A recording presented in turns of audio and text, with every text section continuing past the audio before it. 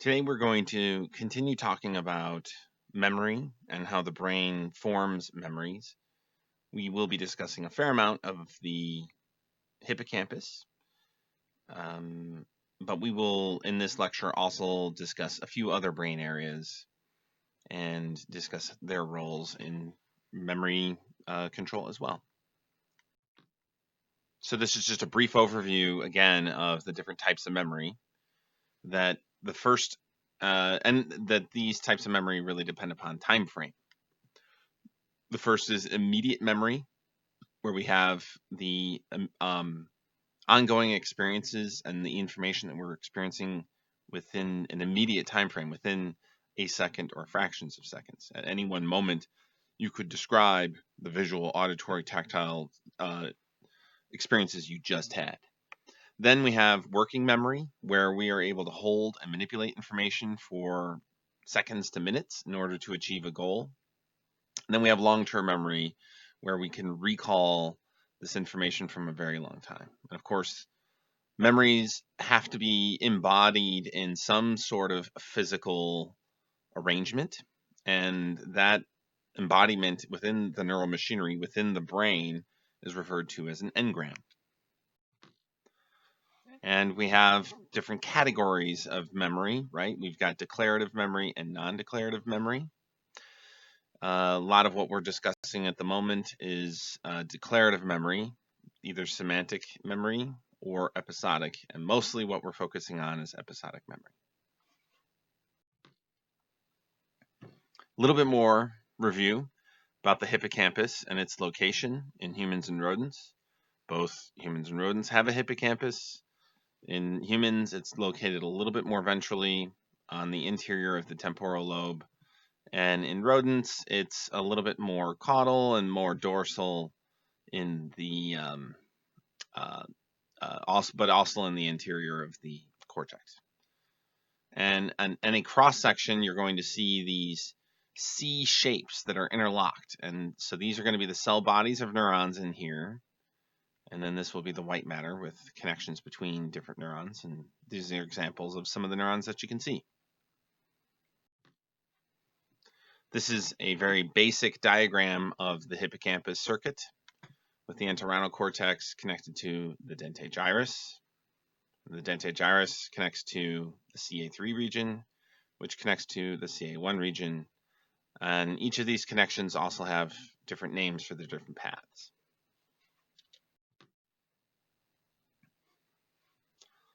Another important part, so this diagram is a little bit more complex than what you would need to know. So there's some details in here you do not need to know. Okay, just keep that in mind. The previous diagram is going to be a little bit more of what I would expect you to know, but I'm showing this again because it does nicely illustrate the neurons and their connections. But the other thing is that it also shows that within the dentate gyrus that there's ongoing neurogenesis that occurs. So the green cells are brand new neuroborn granule cells, and then they eventually mature and turn into adult neurons. So there's ongoing neurogenesis within the dentate gyrus, and this is the only part in the human brain in which there's ongoing neurogenesis. In rodents, it is only this part, the dentate gyrus, and there's ongoing neurogenesis in the olfactory bulb. So there's only two parts in rodents, one part in humans. So how do we identify new neurons? There are many different ways, and I'm going to show you the most commonly used way, which is use of a compound called bromodioxyuridine, or BRDU.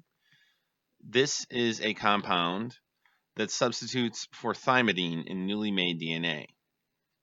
What we're looking at here is the cell cycle. Cells, when they are dividing, they go through various stages, right? So one important stage, obviously, is the S phase, in which there's DNA synthesis, hence S.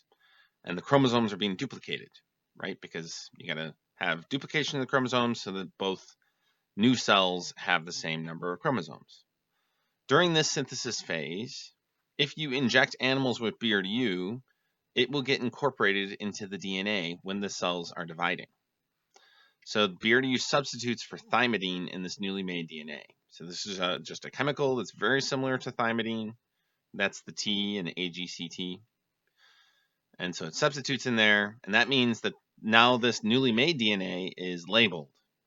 And so you get duplication of the chromosomes, and eventually you get mitosis and 2 different cells, both of which are going to have some BRDU in it. And so now the next stage is that you can use antibodies, just like you would to stain proteins. But these antibodies are specific to label against DNA that has a lot of BRDU in it. It's going to be unique. So you can label these cells using these antibodies. So antibodies can bind to DNA that has the incorporated BRDU. And that way you can identify these cells. BRDU will stay in the daughter cells for the rest of that cell's life. So if you've injected an animal and there were cells that were born during that time, during that 6-hour period, those cells that were born from that labeling event, they will have BRDU forever, years later even. So you can label them days, weeks, or even years later. So this is, I want to briefly just talk a little bit about neurogenesis and neurogenesis in the adult human hippocampus. So neurogenesis, to define what that is, it's the birth, migration, and integration of new neurons in the adult brain. Neurogenesis, of course, occurs in developing brains, but if we're talking about adult neurogenesis, that's what we're referring to. And again, neurogenesis is in the hippocampus is restricted just to the dentate gyrus granule cells. In this experiment, so it had first been identified in rodents, even several years before that. But then several people that are in a scientist's name, his name is Fred Gage. He's a neuroscientist at the Salk Institute in La Jolla, California. He's quite famous, describing a lot of the important groundbreaking results related to adult neurogenesis in rodents and in humans. He's the first one to identify, his group was the first one to identify neurogenesis in humans. And they had this neat idea. So what they did is that they knew that there were cancer patients that were given BRDU to assess tumor growth. So if you inject a human, where they have a tumor, the tumor is going to be dividing. That's an important measurement of like how well the tumor is being controlled. And so then you can take a biopsy and then assess how virulent or malignant the tumor is. But these patients, if they're given BRDU, it's going to circulate around their entire body and label cells in the dentate gyrus. So these patients died years later, and their brains were donated to science. So the Gage lab got a hold of some of this material and did staining for BRDU. And sure enough, they were able to identify BRDU positive cells. So just to show you a little bit of what we're looking at here. So this is a triple label that was done here. So this is triple immunostaining. In one of these, they did immunostaining for what's called NuN, which is a neuron marker. They also did immunostaining for BRDU. So that's in green. And the arrow is pointing to a cell that is NuN positive and BRDU positive. So this means that this is a neuron. They also stain for GFAP. And so here's a GFAP positive cell. Here's a GFE positive cell. These are glia. So we know the glia divide. They divide all over the brain. So it's important to look for these 2 different markers. And what you're looking for is a BRDU positive cell that also has, say, NuN in it. And that would be an indication that it's actually a neuron. And then this was done with what's called a confocal microscope, so you can look through the cell, sort of like almost like an MRI type series of images. And what you can see is you're going deeper and deeper into the cell. You can see that it's encapsulated with the red to know that it's definitely BRDU positive. So that was the first description. That was the first description in humans. Up to that point, there had been a bunch of different studies in rodents.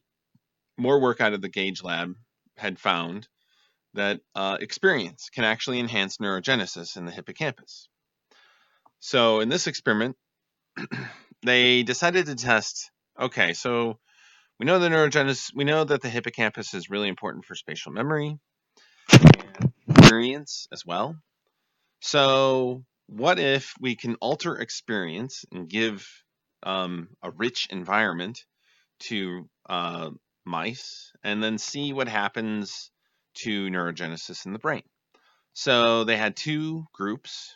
They had a special cage that had what's called an enriched environment where there was a nesting material, there are tunnels, there's toys for them to play with, there's a wheel, plenty of food and water, of course, and a bunch of different nestmates with 12 mice. And so these animals were injected with BRDU, and then they were killed either 1 day later or 4 weeks later. And then there were other animals that got the same BRDU treatment, but they didn't get any of the wheel or the toys or the tunnel or the nest or the extra playmates. They were there with just 4 mice in a cage and just food and water, and that's it. And what the results was that animals that were in an enriched environment, there were more BRDU positive cells in the granule cell layer 4 weeks later. So this is a month later. It was nearly twice as much in the enriched environment versus the control environment. And even more interesting is that animals that experienced an enriched environment have a shorter length that they take to the hidden platform when they are given a Morris water maze. So they're tested on day 1, 2, 3, 4, 5. You can see eventually both groups of animals end up basically at the same place. But over the first several days, the animals that come from the enriched environment actually learn these tasks faster. So their spatial memory is better, and they have more new neurons in the hippocampus. So that's an interesting result. It must indicate that, hey, we should have enrichment for everyone, humans as well. There's an issue with this, though. You can see that enrichment includes a lot of things. We've got a nest, we've got tunnels, we've got all kinds of different homies to play with in their sweet crib here. They got toys. They got a wheel, a running wheel.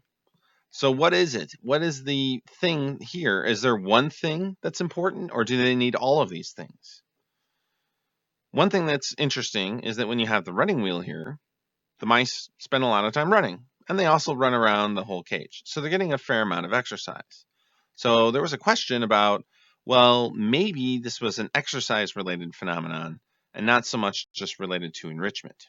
So they repeated this experiment, this group, Kepperman and Fred Gage. And what they did in this experiment, instead of having just 2 groups, they now had 3 groups. They had the same thing with the enrichment. You can see how sweet this is. This is like a super fancy apartment. I forget the name of the apartment that's way out there up on Price's Fork. They got the pool. This has got like weight room down here. All sorts of cool people to hang out with.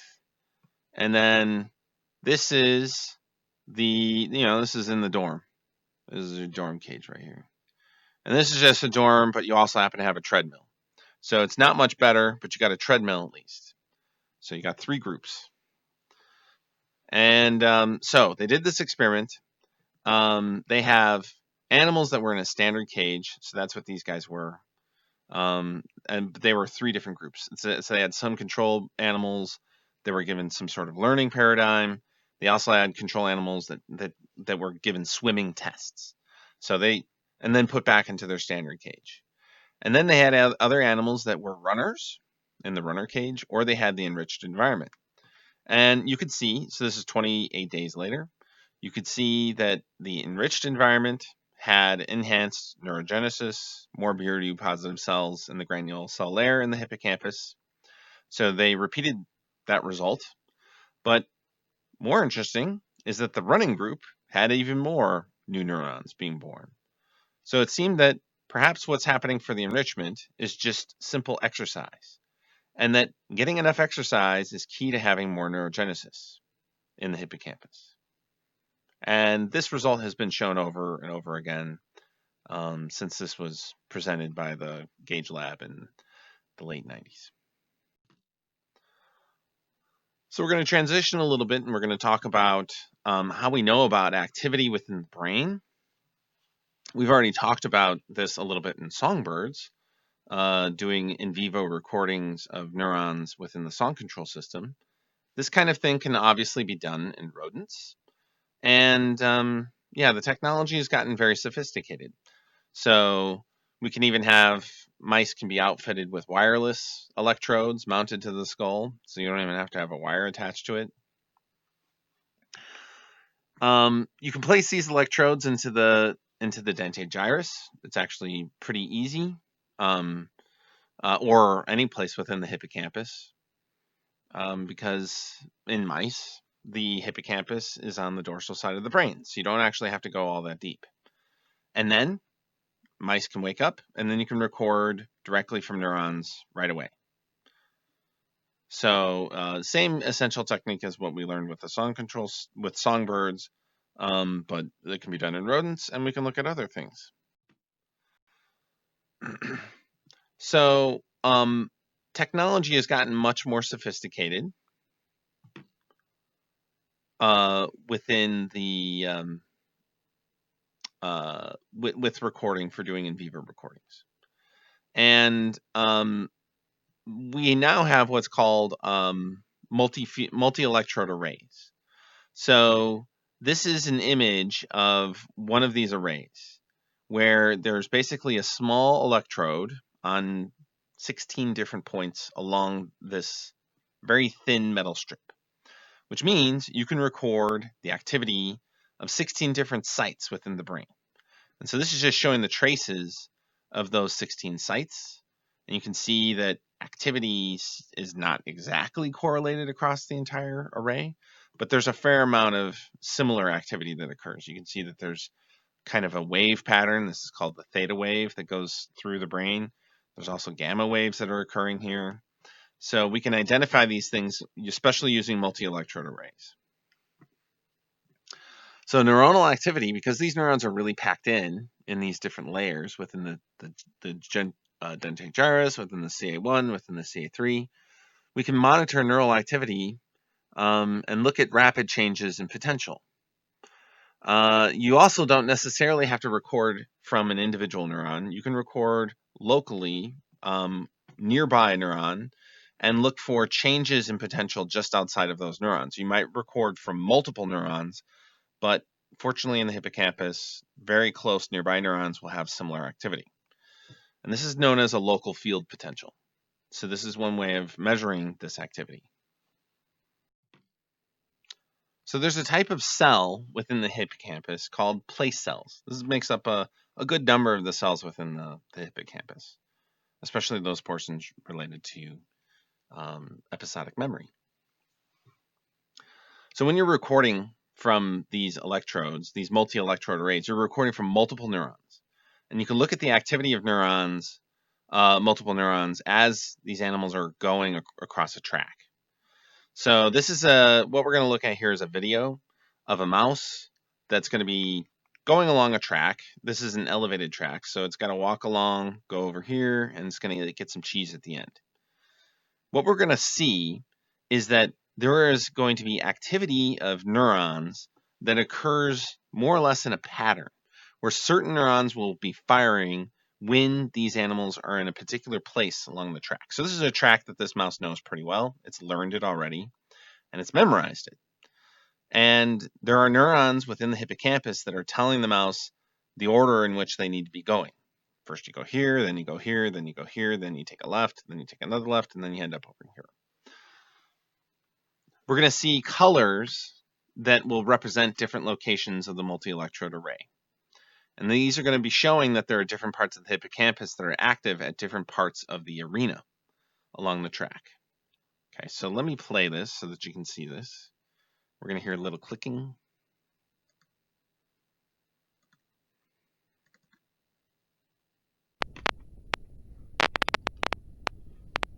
So this is a mouse. This one has a wire, so that's what that is. And you can see that we've got dark blue over here, and then now we've got a different neuron. Now we got a different neuron, yellow, and there's a little bit of orange. And now we have a different neuron over here that's kind of pink. And notice this, that it does all of those colors again. We're going to talk about that, what that is, where it basically repeats the colors. So there are a few things happening here. The mouse, as it's walking along, it's causing activity within particular neurons, and then eventually it gets to the end where it gets its reward, cheese or peanut butter or something like that. So this is another description of what this looks like. So this is a different arena, and you can see that they're recording from a bunch of different neurons, each color representing a different neuron. And essentially what's happening that is as the mouse moves along the track, making little turns here, this one it's just showing straight, but you can imagine it turning. As it's moving along, neurons will fire at particular places. So here, this neuron that's represented by orange is firing at the beginning of the track, and then we've got sort of aquamarine firing in the middle, and then until the very end when we get to purple. And as the mouse moves along the track, when it's along the place, that's when that neuron will be firing. So the activity of the hippocampal place cells can be arranged in the order of the location as they travel in this maze. And this suggests that the activity rolls through the hippocampus as they travel through space, which means the activity in the hippocampus represents a map. So these neurons aren't necessarily in order within the brain, but once we have these the activity, we can arrange it in order like this, so that you can see that it's this nice, neat arrangement with neurons that cover the entire track. There's another important point to this. Okay, so I'm going to play this video again so that we can watch this, and I want you to look for those sequences of activity that occurs. So we're looking at the colors here. This is a raster plot of the different neurons, right? So now we've got the yellow activated, a little bit of this color here, a little bit of pink, some red. Now we got a lot of the pink. Now watch what happens at the end. You see all the neurons lit up again. Does it again. So, what is that? These are referred to as sharp wave ripples. This is an important component of establishing these memories. The mouse finished the track, it got its reward at the end, and now it's basically implanting the memory and reinforcing the memory because, hey, I got a reward at the end. This worked out pretty well. I should remember to do this next time. These sharp wave ripples occur also before. This video doesn't happen to include it. But the order in which the sharp wave ripple occurs before the mouse starts. So this is a track that this mouse knows. The order basically repeats the order that the mouse will be doing, but it does it in a very short sequence on the order of tens of milliseconds. So you can see that this mouse is going to go along this track, purple to red, and it repeats it really quickly in the order of just tens of milliseconds in the order. Then it finishes the track and it does the place cell thing where purple's going to fire, and then you're going to have aquamarine firing, and then you get orange firing when it gets to the orange, and then it'll have a bunch of red when it gets to the end. When it finishes, it does the neurons in order, but it does it in reverse, like it's remembering the reverse order of what it did. This sharp wave ripple is at the beginning and the end is really important for these animals to learn these maps, the spatial maps that they're establishing. If you interfere with the sharp wave ripples, then these animals cannot learn them. The ability for them to learn the map is compromised. So these cells have become very famous, the place cells in the hippocampus. There's also something called grid cells. Grid cells are found in the entorhinal cortex. So that, the entorhinal cortex is a part of the cortex that is input and output to the hippocampus. And what are the difference here? So a place cell. So that look, you can see that the black line is supposed to represent a track that this mouse took. So this is over minutes and minutes and minutes, maybe an hour or longer. And this mouse is just running around this arena. And every time the neuron fired, a red dot was placed. And so you can see this is a typical place cell. So this was recorded in the hippocampus. And this neuron, for whatever reason, whenever the mouse was crossing this part of the arena, the neuron liked to fire. You can see that it's predominantly firing in this portion right here. Grid cells, which is part of the entorhinal cortex that's getting input from multiple place cells within the hippocampus, the grid cells appear to have this grid-like pattern. So this is a mouse, again, running through the arena, doing its own thing. And what you can see is that the activity of these neurons is more or less like a grid. So it fires here, but when the mouse is over here, it also fires. This is the same neuron. Then it fires here. And then you go down like a line. And now you have a neuron that's firing intermediate between these 2 points. A neuron, it's the same neuron. The same neuron is firing here relative to this and this. You can see that there's a grid pattern. There's like a hexagon pattern here with one in the middle. You can do the same thing over here. If the arena was a little bigger, there would be another one here in the middle. There's a grid. It's a grid pattern that this one neuron makes as the animal is traveling through the arena. So that is pretty typical for entorhinal cortex neurons. It's been a very famous discovery. There were 3 scientists that were awarded the Nobel Prize in Medicine in 2014 for this discovery. And this is a hot area of research. So super interesting work. And in fact, there's some work happening at Virginia Tech on this too. So Dan English is a relatively new professor in the School of Neuroscience who studies these place cells and sharp wave ripples. He's doing in vivo recordings using multielectrode arrays. He's also doing some imaging of neurons as well as they fire. So he's opened up a little hole in the top of the skull, and then he places these animals under a microscope, and then he has them run on a running like track, and he can look at activity within the hippocampus. Pretty cool stuff. I encourage you to look at the stuff that you can click on the link to his lab and see what he's doing. We've learned a lot about the role of the hippocampus in regulating memory, episodic memory, from serendipitous cases.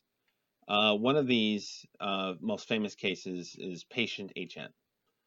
So he was an individual who experienced severe epilepsy starting from age 10 onwards, and his condition got worse and worse, so that at age 27, neurosurgeons removed a huge chunk of his brain. So this is not as typically done nowadays, but back when, in the 50s, 60s, this was not as an uncommon procedure, that neurosurgeons would go in and just lop out a big chunk of the brain. And in his case, they knew that his seizures were arising from the medial temporal lobe, and so they cut out all of that. And they also included a massive removal of his hippocampus on both sides of his brain. So they removed his hippocampus. You could imagine, this might have some effects. Sure enough, it did. So the removal of the temporal lobe, it didn't really affect his sensory perception. So he was still able to sense things. His intelligence, he seemed just as intelligent as he was prior to his surgery, nor his personality. He seemed to have the same personality as he did before. What it did do, though, is that it induced profound and debilitating anterograde amnesia. What is that? What is anterograde amnesia? Well, there are 2 kinds of amnesia. One is called retrograde. So retro means you go into the past. You might experience an injury, say you get bonked on the head, and you don't really remember what happened before. You might have been in a car accident, playing some sports or whatever. You don't remember what led up to that because you have retrograde amnesia. You can't really remember what happened before. Anterograde amnesia is the opposite. So you have some kind of injury, say some doping neurosurgeons remove a big chunk of your brain, and then you can't remember anything. You have amnesia, and you can't really form normal memory beyond that. You still can recall all kinds of things that happened before that, though. But anything happening after the trauma, you can't remember. So this is what happened to HM. He was experiencing anterograde amnesia. So let's talk a little bit about like his overall experience.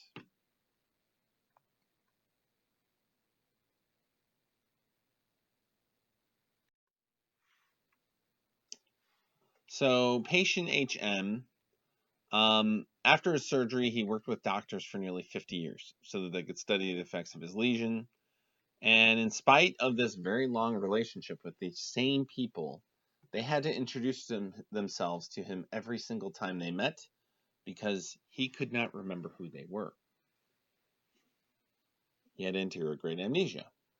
In general, HM would forget events almost as quickly as they occurred. And with repetition, he could remember a number for a short time, but if he was distracted, he would forget the number and also forget that he had been asked to remember one. So his anterograde amnesia was quite extreme. So he was clearly experiencing deficiencies in declarative memory, the inability to form memories of facts and events. Interestingly, though, other types of memory remained intact for HM.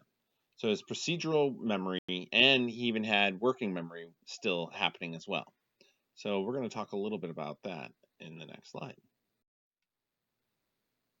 Remember, procedural memory is knowing how to do things like certain skills that take some time and practice to learn. This is like riding a bike, learning to dance, or how to play a musical instrument. There's one interesting test to this of doing procedural memory. It's called the mirror tracing task. It seems like it's a simple thing to do, but it's actually kind of hard. But this assesses a person's procedural memory abilities. It uses visual and motor skills in order to learn a new motor skill. And so what happens in this case is that it requires a subject, say patient HM, to trace some kind of object like a star, but he can't see what his hand is doing. He can only observe his hand. He can't observe it directly because there's an object in the way so that you can't actually see it. Instead, he has to look into the mirror and trace the star that way. It requires visual and proprioceptive feedback to control very precise muscle movement, and it's not easy to do right away. But with repeated trials, subjects makes fewer and fewer errors, indicating that learning has occurred, and the brain forms a motor memory of how to do the task. Interestingly, HM could learn this task, although he couldn't recall doing the training. So on day one, HM comes in, introduces himself to his doctors that he's seen for years and years and years. And this is what it looks like. So on day one, he starts and he's doing the first trial, and he makes all kinds of mistakes. 30 mistakes on the very first trial, and then eventually he gets a little bit better by the end of day one. So by day trial 10, he's now making around 10 mistakes or so. Interestingly, on the very next day, when HM comes in, his performance is better.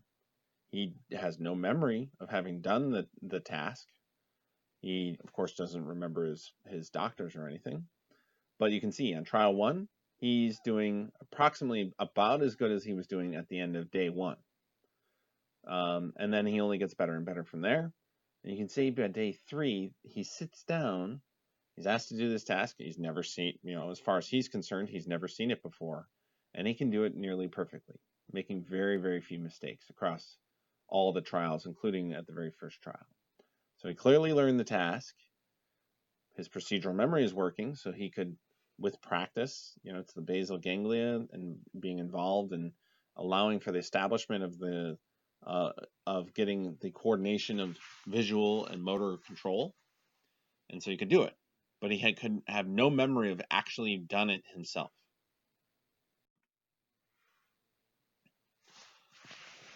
So HM's severe hippocampal lesion prevented him from forming new memories. So from his injury/surgery on, no new memories. His episodic memory was severely diminished, but he still had semantic memory. So that meant that he could recall facts and things from before. He was able to learn new habits and skills, even though he couldn't recall the process of learning and practicing those skills, such as like the mirror tracing task. And thus, that means his procedural memory is intact. So this is a picture of patient HM, and believe it or not, he was an avid chess player, and he could recall all. And chess is a relatively complicated game. You have to know what the pieces are, where they go, what their positions are, what kind of moves they can make, and how they take other pieces. Patient HM was good at chess, and he was good at chess all the way up until, well into his adulthood. This is because chess, he had learned it before his injury, and this is an example of semantic memory. And I'm showing this over here because this is just a diagram showing the basal ganglia, that these are the areas of the brain that are involved in procedural memory, and those would have been unaffected. So there are all kinds of movies and TV shows that'll touch on amnesia, and you'll find this kind of issue crop up a lot. It's one of the more fascinating things about neuroscience in the brain and humans. There's a really great movie. This is by Christopher Nolan, and the guy who did the Batman Begins series and Interstellar, and what's the other one? The Inception. Yeah, so he did all those. This is one of his first movies called Memento, and it's about a guy who is trying to hunt down killers of his wife. He was injured during the encounter when his wife was being killed, shot in the head, and it damaged his hippocampus. So he has anterograde amnesia, and he can't. And so he's trying to solve the murder of his wife, but he's obviously got anterograde amnesia, so it's kind of hard. But it's a really cool movie. It's worth checking out.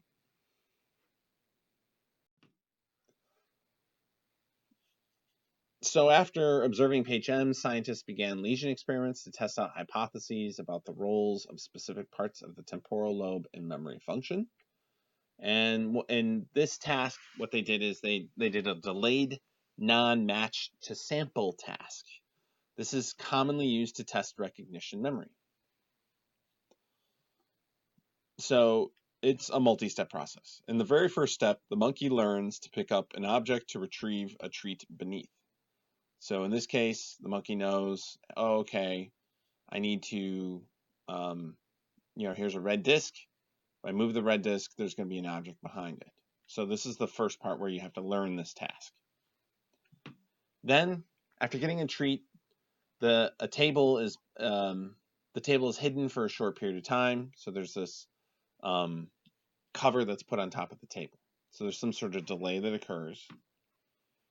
And then when the two objects are shown, so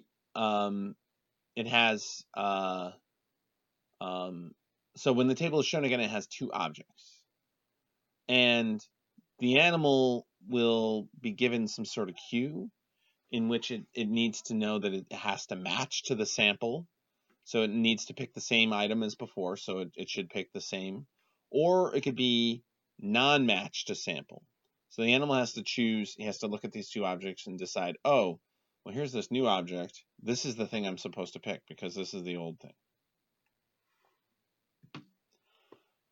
When you increase the length of the delay, it makes this task harder. Makes sense? Animals that have medial temporal lobe lesions, they have a dramatic impairment of their ability to perform the delayed non-match to sample task. So control monkeys with no lesion, they learn the delayed non-matched to sample task quite well, where they are making correct choices even after a long delay. So in this graph, what we're seeing is the length of the delay. So 8 to 10 seconds, 15 to 30, all the way out to 2 to 10 minutes. So 10 minutes later, when finally the monkey can actually see it. So within 8 to 10 seconds, it's pretty easy, 90% correct. And normal monkeys, they have a little bit of a drop off 2 to 10 minutes later, but it's not hard for them. They can do it. But monkeys with bilateral medial temporal lesions, this is essentially what happened to patient HM. They show severe deficits when the task is made a little bit more difficult. So within 8 to 10 seconds, not a problem. These monkeys can do it. But as soon as you get out to 15 to 30 seconds, this suggests that these animals are not able to do the task very well at all. Now they're only 70% correct. And when you finally get out to 2 to 10 minutes, they're almost just as good as 50-50 chance, down to 50%.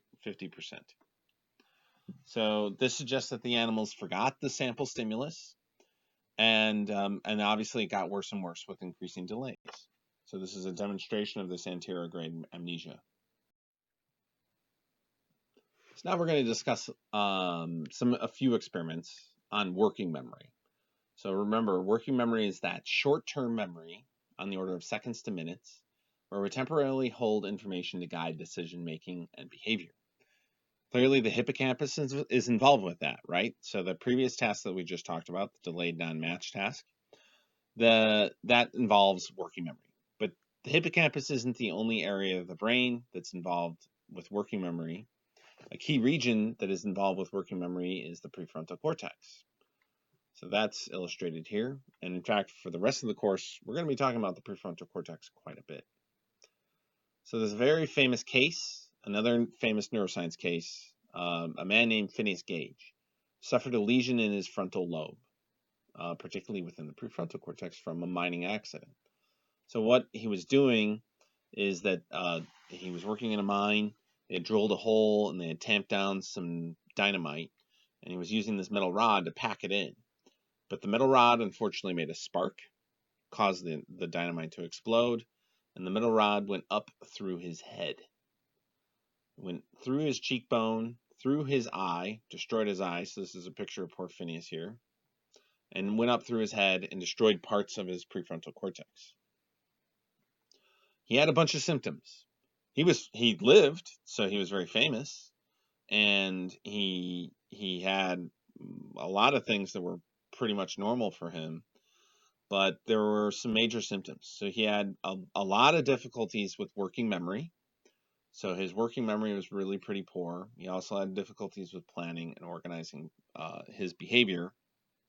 There was also some notes that he had also had some altered aspects to his personality, that he was a lot more angry and quick to anger and not a pleasant person to be around. Of course, you might be a little teed off if you had a metal rod shot through your head too. So maybe we can cut him a break.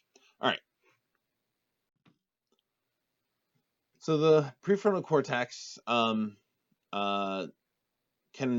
there's appears to be activity that's involved from the prefrontal cortex when we look at what's called the delayed response task. So let's walk through what this task is, okay?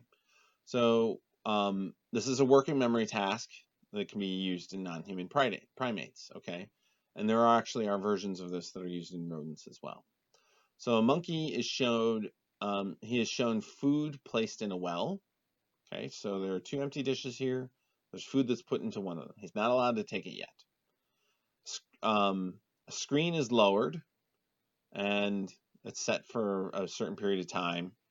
And then the screen is released, and the monkey is allowed to retrieve the food if he can remember which well it's in. So the panels B through D are showing neural firing in the prefrontal cortex during performance of the delayed response task. When you are recording through an area called the principal sulcus along the prefrontal cortex, we can see that when during the delay phase, the prefrontal cortex increases its activity. So you can see the amount of activity that's happening here. So this would be a histogram showing numbers of spikes per some bin, 5, 10 seconds, something like that. You can see there are more spikes happening within the delay phase, than during the cue or response phase. And in fact, during the response phase, it appears to go off quite a bit. What this is indicating is that the cue given at the beginning of the task, the information is being held in the prefrontal cortex, and that you have to have this elevated activity in order for this to occur. If as a test, is just to make sure that it's not because of like the being shut in with this screen that goes down, that you can do no stimulus present, so there would be no food there, and so the monkey doesn't have anything to remember, and you can see that there's really no change in activity. So when it really is about the monkey having to pick the right well, and that you're going to have increased activity in this part of the prefrontal cortex that appears to be correlated to retrieval of the food. So where are memories stored? We've talked about a few different brain areas here. We've talked about the hippocampus. He's patient HM, has lesions of the hippocampus, and is critical for forming memories, but he still had plenty of long-term memories, right? He could recall all those memories prior to surgery. He could still play chess. He could even do procedural memories and learn new things. So this suggests that long-term memory storage occurs elsewhere in the brain. So portions of the cerebral cortex, that makes the most sense for the storage of declarative memories. And so there were been a series of experiments just to see like which parts of the cortex are involved with this. So in this experiment, rats received different kinds of cortical lesions. Some were just sort of like small strips, relatively small lesions, bigger and bigger lesions, so different portions of lesions. And then they were given different mazes to run. So maze 1 was really simple. It's got to go right and then left and boom. Maze 2 is a little bit harder, and then maze 3 is particularly hard. And then you can count the number of errors that a mouse makes before reaching the goal. So the location of the cortical region, the location of the cortical lesion doesn't really seem to affect the memory function. In fact, rather the extent of tissue destruction and difficulty of the task had the greatest effect on maze performance. So the more and more you destroy the cortex, now you're destroying really important stuff like the ability to see or hear and or smell. And so more and more of what you destroy out of the cortex, obviously that's going to compromise the ability to learn because they can't see or smell or hear. So this suggests that there isn't any one particular place for the storage of declarative memories, and that instead this engram is distributed across a cortical network that's seriously impaired only when large portions of it are destroyed. So you won't get much of a problem with relatively small lesions, but you only start to see deficits in the ability to do these tasks if you start to lesion more and more of the brain. So let's wrap this up. Conclusions and key questions about memory and the hippocampus, other brain regions. Where is the hippocampus located? What are the major neurons and areas of the hippocampus? How are they connected to each other? What is neurogenesis? Where does neurogenesis happen in the hippocampus? And how are new neurons identified? What is the relationship of hippocampal activity to space? What are sharp wave ripples? So these two things are sort of related. What are the major findings of patient HM? What is the role of the prefrontal cortex in working memory? And what is an engram and where is it stored? So that's it for this lecture. We'll see you next time.